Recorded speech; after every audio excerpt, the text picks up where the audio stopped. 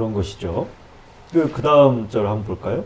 시고로 강유이 상마하며 발괴이 상탕하야 고진회정하며 윤지 풍무하며 일월이 운행하며 일안일서하야 건도이 성남하고 곤도이 성녀하니 건지대시요 곤작성무리라. 이것이 이제 2절인데 여기에서는 주역에 나오는 8개의 생성에 대한 이야기를 하는 겁니다. 동시에 이 지구에서의 어떤 자연의 변화 과정, 최초의 생명이 일어난 때까지 변화 과정에 대한 이야기도 있는 것이죠. 강유상마라는 것은 주역론으로 보면 양핵과 음핵이 서로 갈아든다, 갈마든다 이런 뜻인데, 예, 갈마든다라는 거는 그거죠. 서로 부딪히면서 자리를 바꾼다. 서로 계속 만나고 부딪혀서 자리를 바꾸는 것을 우리가 갈마든다라고 해요. 팔괘가 상탕한다라고 하는 것은 팔괘가 서로 섞인다. 상탕한다라는 건 뒤섞인다 이런 뜻인데, 여기에서 이미 팔괘라는 말이 나왔죠. 그러니까 앞절에 건과 곤을 이야기할 때 이 건곤에 의해서 이제 팔괘가 어떻게 나옵니다를 예비하고 있다가 지금 얘기를 하는 겁니다. 그래서 고지뇌정한다 이런 것은 천둥과 우레가 쳐서 불려낸다, 두들겨 불린다 이런 표현이거든요. 이건 뭐냐면 이제 주역론에서는 건꾀와 곤꾀가 정해져 있잖아요. 양핵 세 개로 되어 있는 건꾀가 있고 음핵 세 개로 되어 있는 곤꾀가 있는데, 첫 변화라는 것, 다시 말해 첫 변화는 이제 초핵에 해당하는 겁니다. 초핵이 서로 부딪혀서 갈마들고 이러면서 무엇이 만들어지냐에 대한 얘기예요.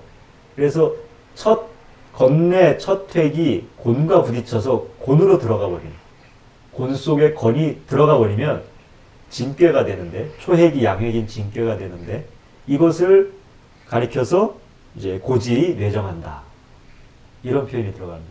그러니까 초기 환경을 설정할 때, 초기 환경이라는 것은 천둥 번개가 치고 막 그렇게 우레가 우르릉거리면서 에너지가 퍼져나가는 걸 말하는 거죠. 마치 돌멩이를 물에 던지면 물결파가 퍼지듯이, 하늘에서 천둥이 치면 그것이 그 음파의 진동이 계속 번져나가듯이 에너지가, 기운이 퍼져나가는 최초의 움직임, 그것을 이제 진꾀가 표현하는 것인데, 그게 고지내정이라면 최초의 음액이 곤꾀에 있는 최초의 음액이 건꾀로 가면, 건꾀의 초핵이 음핵으로 바뀌면 그것이 이제 손꾀가 되는데, 이것이 윤지 풍우다라는 거예요. 비바람이 불어 닥치면 모든 것이 젖어든다. 다시 말해서 처음엔 기운을 불리고 에너지가 퍼져나가고, 그리고 나면 물기가 생긴다는 거죠. 물이 발생을 해서 습도가 올라간다는 얘기예요. 습도라는 게 발생한다는 거죠.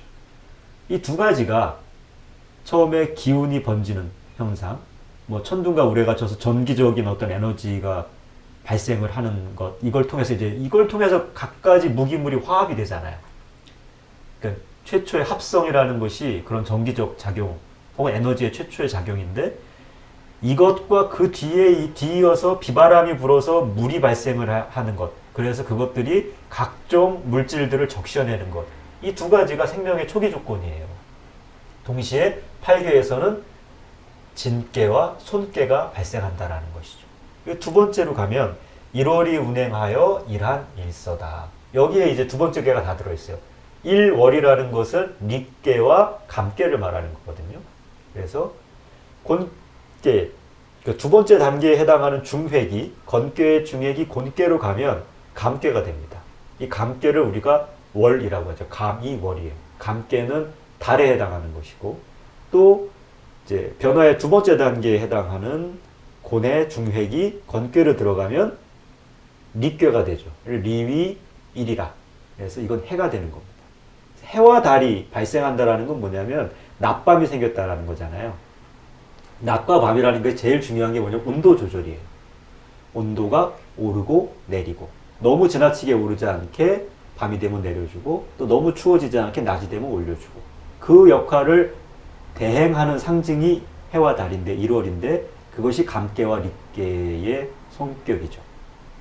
그리고 이것을 통해서 무엇이 일어나냐면 사시의 변화도 해와 달을 통해서 일어나는 겁니다. 그러니까 대주기로서 온도의 조절 그리고 소주기로서의 온도의 조절이 모두 이 중계의 변화에 달려 있거든요.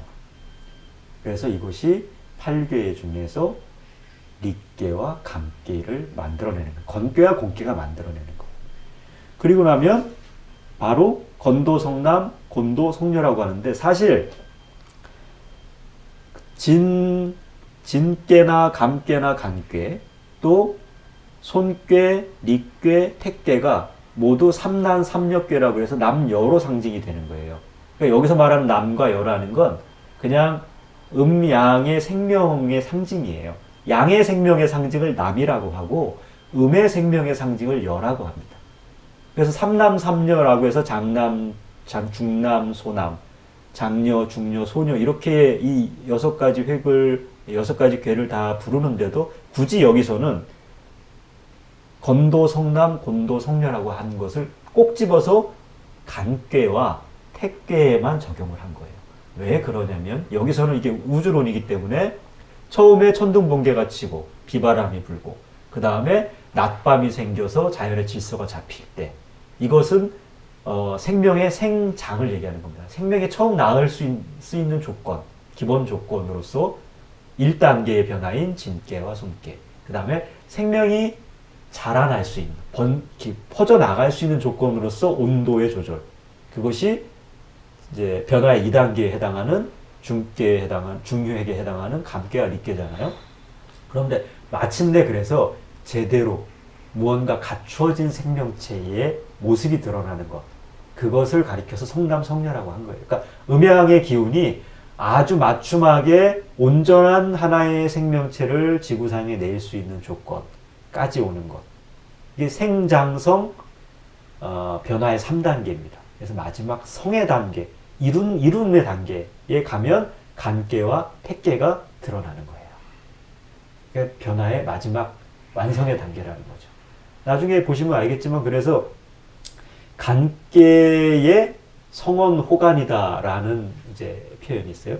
말씀을 이루는 것은 간궤에서 행해진다. 다시 말해서 간궤에서 비로소 어떤 우주의 질서와 진리의 어떤 열매를 맺는다. 이렇게 이제 뒤에 가면 그런 설명이 나오는데 같은 맥락이에요. 이룰성이 들어가는 것은 그래서 간궤와 택궤는 그 완성의 변화의 완성의 단계에 있는 겁니다. 여기서 이제 말하는 건 그거죠. 그래서 건지대시 곤작성물 이제 여기서 말하는 건지라는 것은 지라는 것은 여기서 이제 주관한다 이런 뜻이에요. 우리가 도지사 이런 표현 쓰잖아요. 도의 일을 주관하는 사람을 도지사 이렇게 합니다. 알지자로 쓸 때가 있고 이 어떤 일을 주관한다, 맡아서 행한다 할 때도 이 지자를 쓰거든요. 자, 그런데 이제 특히 이제 맡아서 행하는 머리에 해당하는 것을 지라고 하는 거죠.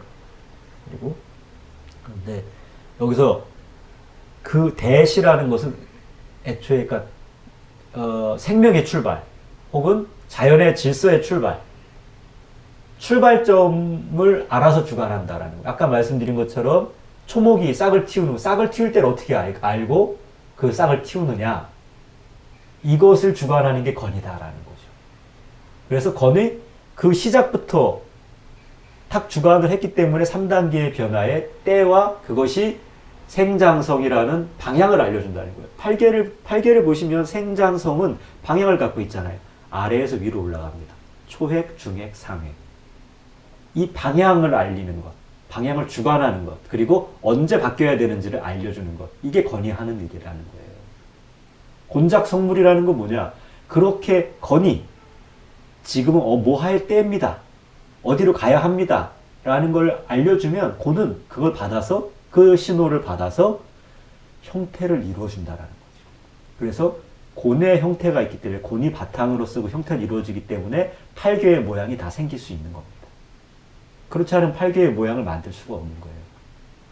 그래서 곤은 변화의 때와 방향을 알려주고 주관하며 이제 건이죠. 그리고 곤은 그 때와 방향의 변화의 신호를 받아서 그것을 만들어내는 거예요. 형태를. 그래서 건곤에 의해서 서로 주고받으면서 이것이 이제 건곤상마죠. 그래서 팔계가 나와서 같이 어울린다. 이게 팔계상탕입니다. 이게 이제 이 전체 이절의 이야기입니다. 그렇죠?